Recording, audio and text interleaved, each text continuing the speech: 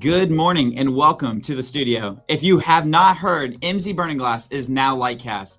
So welcome to the Lightcast Live Analysis, a monthly report released by the U.S. Bureau of Labor Statistics, which stands for Job Openings, Labor Turnover Survey, the JOLTS report. And it gives us a glimpse of what's happening in the labor economy today. On this Wednesday, July 6th, 2022, I'm your host, Christopher Laney, and I am joined by two of our leading economists, Bloody Tuska, Chief Economist, and Senior Labor Economist, Layla O'Kane. Bloody, Layla, welcome to the studio. Thanks, Chris. Good morning. Good morning. Welcome to the studio. I'm glad you guys are here. We want to have this conversation about what do we see in the JOLTS report. Bloody, I want to start with you. Just your first analysis, your first thought. What are you seeing in today's report? Well, first of all, good evening from London. I'm now in our offices here. Well, Chris, things were very little unchanged.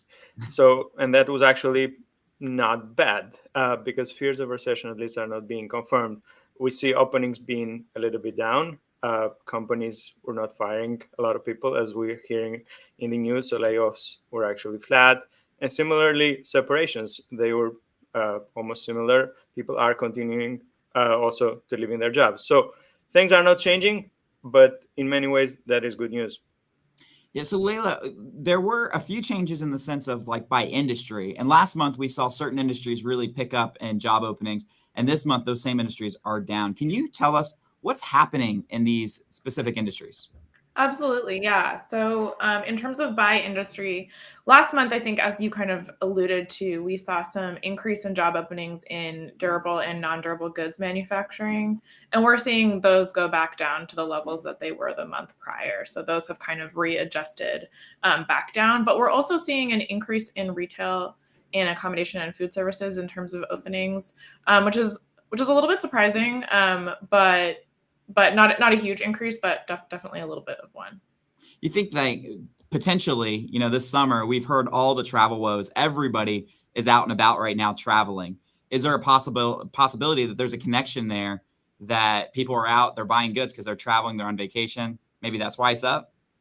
Yeah, that could definitely be it. I mean, I'm sure you've been seeing that there's been a ton of stuff in flux with travel that the airline industries and airports have been really backed up, especially over the 4th of July weekend, that we were seeing, airlines just really have a hard time staffing. And that's happening in the US and also happening kind of globally. We've been seeing that in Europe, sort of people who are employed by airlines are really just fed up with the situation and really kind of over it. And airlines are struggling to appropriately staff. And so I think we could be seeing a connection there with the openings that we're seeing here as well. But Chris, there is this joke that says, it's summer, so get ready for Christmas, right? And so there's actually some truth to that because, again, a lot of the places or companies are stocking up, for the season, not for Christmas per se, but again, we're having a lot of sort of like holiday season coming up in terms of retail, and probably some of that might be built up of the stock for the retail companies.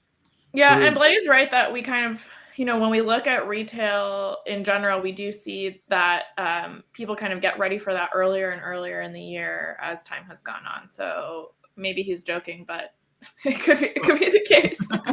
Well, it's fascinating because one of the things that you would think maybe there would be a little bit of a cool off with retail, considering there's been a lot of talk around inflation and increased cost for a lot of these goods. Yet it's not really decreasing as much as we thought. But with that talk of inflation, Bloody, what do you think? How is that affecting the labor market today in terms of, are we cooling off in terms of how many job openings there are, hiring? Do you think there's a connection there? I mean, there's definitely, there should be a connection, but we're not seeing that connection so far. Again, everybody thinks, as one of the expressions we're saying, everybody thinks we're in a recession besides the labor market. The labor market is not indicating that we are in a recession. So yes, to some level, we are seeing cooling off of the market in general, like the stock market is reacting. Definitely, we're seeing the prices of housing actually going down. So we're seeing the things that we expect to see. We're not seeing fear and panic. That's actually a good thing. So I do think that, the connection is there, and we're probably going to see more of it. But so far, the two of them have been fairly disconnected. So one of the things that we've been monitoring for, many, many months is the quit rates, and the quit rates still haven't really changed. They're still essentially up, especially up comparable to pre-pandemic levels. Do you see this at all changing over the next few months? What do you think that looks like? Do we just continue to see people? Is it still a market where the employee is really in control, or are we going to see that flip where employers start to get a little bit more control? And Layla, I'll go to you first. Bloody open conversation. Sure. Yeah. Yeah, that's a great question. I mean, I think that as Bloody kind of mentioned, we're maybe cooling off a little bit in the labor market, but not a ton. So I do think that workers are going to continue to kind of hold some of those cards, and especially as real wages are falling due to inflation, I do think that could continue to kind of change the calculus because workers might be feeling some of that pain as well. Bloody, any thoughts on that? Yeah, I mean, to understand quits, you need to remember that, again, these people that are quitting is not that they're quitting the labor market and then they're leaving forever, right? They're quitting their job and they're finding another one. And so essentially, the quitting rates have to do with certainty that employees are feeling. And in order to see that certainty, you need to see sort of the opposite side of the coin, which is the layoffs. The layoffs essentially at this moment are also low. Companies, it's not that they are laying off in myriads of people. And so as long as layoffs are low, quit rates are going to be high because employees feeling that if they quit, they can find a better job. And we've seen that is true both in terms of, yes, the probability of finding a job is still high, but also the quitters in general have done a lot better in the labor market. Like their pay is actually significantly high. The growth in the pay is significantly higher. So as long as those two things continue to happen, we will see quit rates not necessarily decreasing. So one of the, when we see layoffs, one of the things that we see is it's usually the big companies that we hear about, right? Even if it's not a big deal in necessarily the same industry. And more recently, over the last couple of weeks, there's been talk and reports about certain tech companies making some pretty massive layoffs. Fascinating that in this report here, we saw a decrease in professional services. Bloody, I want to go to you on this. Do you think that, why do you think maybe specifically the tech industry, which is related to that professional services, is seeing some of those layoffs or decreases happening this summer? Yeah, I actually don't think that we are seeing that. We're seeing in the news we're hearing a lot in the news about tech companies actually firing people. Besides the case of Tesla, which essentially said that they're going to fire a couple of people, I don't think that we've seen many big companies. I think the majority that we've seen is actually tech companies resigning the sort of offers from before, or essentially cooling off the hiring. And what we have seen is a lot of the startups, and obviously we've seen all of the crypto and Web3 world. So there was an over leveraging of the whole Web3 NFT space and crypto space, which essentially is coming down to some normality because that was the space that essentially was overblown. And a lot in a lot of the startups, essentially, where again there was a over leveraging. But I don't think that has been the case in the majority of the large tech companies. So I do feel that what we're feeling and what we're hearing is a little bit disconnected with reality. We are seeing companies cooling off, but again, Coinbase is not your usual tech company. It is a company, for example, that is in the crypto space, and that is where those are the typical examples of companies where we're seeing the majority of layoffs. In the other ones, I would say we've mostly seen a normalization, rationalization of hiring more than actually and openings, obviously, than the layoffs. And that is what we saw today, right? We saw a decrease in the openings of the professional business services, which is a representation of that again, companies are being more cautious with the positions that they're hiring for, but they're not necessarily laying off people. So, but you alluded to this a few minutes ago, talking about people quitting, and they do better when they quit their job and move on to the next job.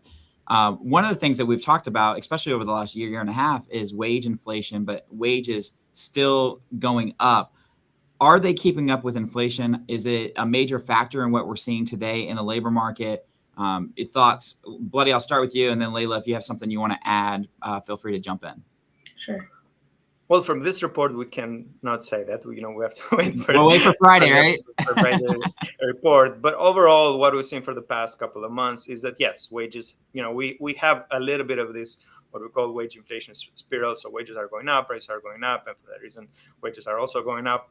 But overall, if you see average wages, net of inflation, wage growth has not been keeping up with price growth. So the fact is that yes, we've seen we are seeing wages going up overall. We're seeing wages of the people that are changing jobs going up even more. We've seen wages of blue collar jobs in general going up even more than before, but in general, the net growth of the wages has been lower than the prices themselves. Leila, anything you would add? Yeah, I mean, agreed with Bloody there. I think we haven't quite hit an equilibrium where we're seeing that real wages are matching inflation, and I don't know if we will get there in the short term. Yeah, the only industry that I think I've seen that's semi kept up with inflation is actually the hospitality industry and accommodations, which may be part of the reason why they are doing a little bit better. We've seen, at least in the last couple of months, adding jobs and having less turnover and things of that nature. All right, let's talk about Friday, because a lot of people are starting to point to Friday's report. Leila, I'm going to start with you. Is there anything that we should be looking at when Friday's report releases, or at least things that you may be interested in seeing when it comes to the release on Friday? Yeah, I mean, I think the one thing I'd be interested to see is just to remember that the JOLTS report is lagged. So the JOLTS report is talking about what happened in May, and they've kind of been revising those numbers every month. We've been seeing revisions of openings up, but the Friday jobs report is going to be about June, and so I think that's going to give us just a clearer, more real-time picture of what's going on right now. It's helpful. Bloody, to you, Friday's employment report. What are you looking forward to seeing? What are you hoping to see maybe? Again, these two correlate pretty high in general. Again, some of the things that exist in today's report, we're going to see them mirror into the Friday's job report. The one thing that we don't see today, but there might be potentially some proxies, is sort of the labor force participation. Again, that's sort of like the biggest mystery and the largest question marks, like when the labor force situation is going to pick up. And that is the one thing that essentially, we're going to look forward to seeing the Friday's report. I don't usually like making predictions. Based on what I'm seeing, again, there is an indication that there's some fear, but that is looming in some of the industries. So maybe we'll see some of that essentially come up. So I do expect a small tick, but I might be surprised otherwise.